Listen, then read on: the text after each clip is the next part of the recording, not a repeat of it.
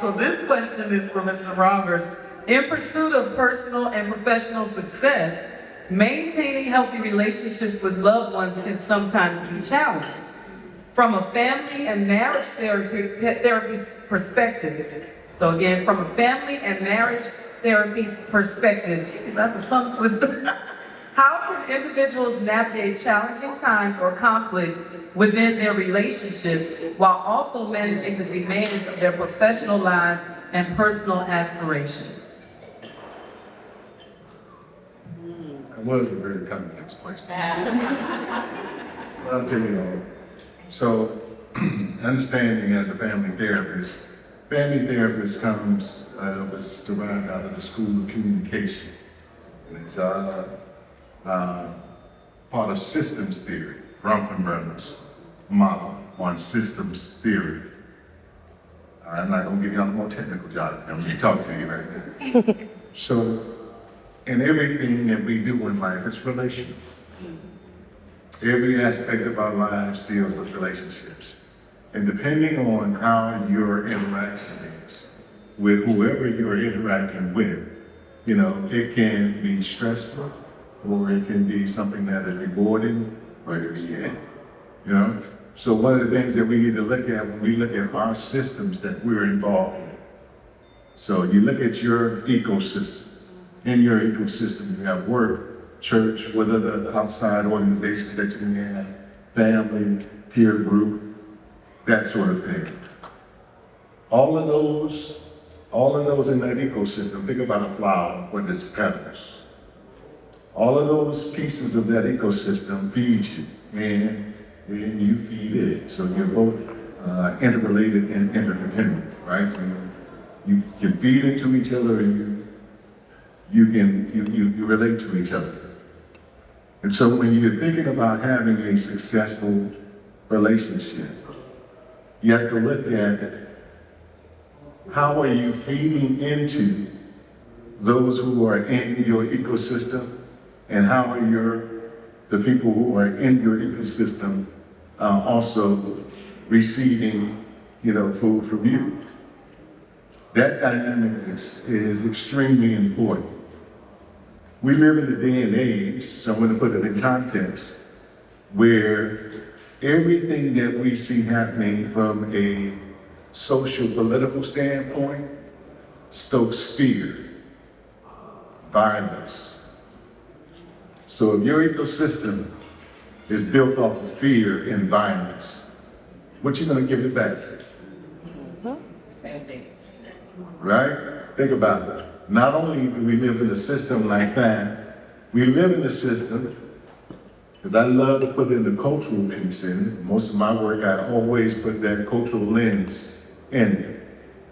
We live in a system where men are pitted against women and women are pitted against men, especially black men and women. We live in a system where we are told that we are valueless all of the time, so much so that we buy into it and we reinforce those statements. How many times you go on social media and you'll see your sister say something like, "I'm petty like that, just call me petty." You promoting being petty. Out of all the things you can promote, you promote being petty. Or you see a brother on there talking about, "I'm a pimp." Out of all of the things you want to promote, you want to glorify your misogynistic values or views of women. You came from a woman, and probably would kill if someone disrespected your mother, but you are willing to disrespect the mother of your children or other women that you may have been involved with. Again, this is about the systemic pieces. What's feeding us? Because what's feeding us is what we're going to retain and what we're going to put back out there. So I want to caution you. Do yourself this challenge. What's feeding you?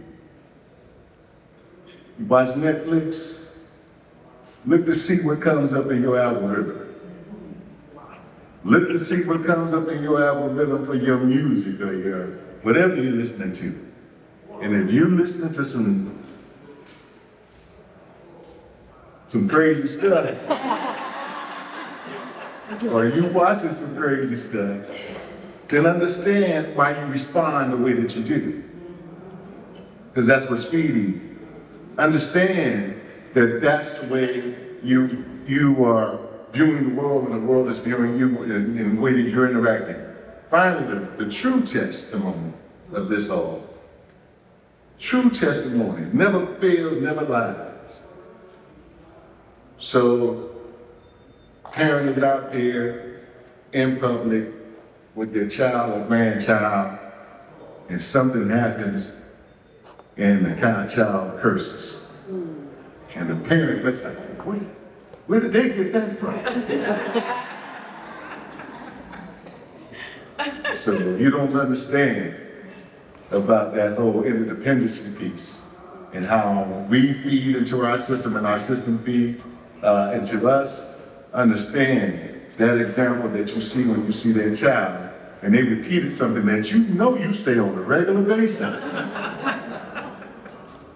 So you know what your input is to that. The key to it, the overall thing is surround yourself with things that are going to feed you in a positive light. So I don't want to leave you on the dreary, doom and gloom thing. Surround yourself, constantly be intentional about making sure in the morning when you wake up that you give yourself an affirmation. For those of you who feel or struggle with understanding your value, write on your mirror, I am enough.